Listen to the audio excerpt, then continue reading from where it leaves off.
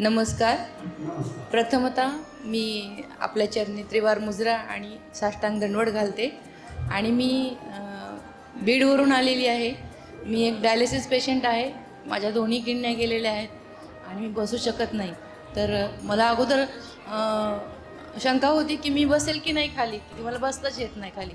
माझे पाय खूप सुजलेले असतात, मला खाली बसणं अशक्य असतं.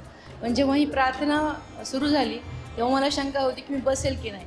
पण पूर्ण प्रार्थना होईपर्यंत मी व्यवस्थित बसले आणि ही प्रार्थना इतकी अलौकिक होती की मी माझ्या आयुष्यामध्ये ही अशी प्रार्थना कधी ऐकलीही नव्हती आणि कधी केलीही नव्हती.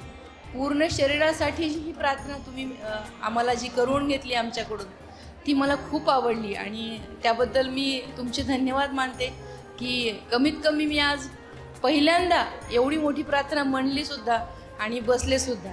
आणि इथं आल्याच्यानंतर माझ्या मनाला एक अलौकिक शांतता लाभलेली आहे.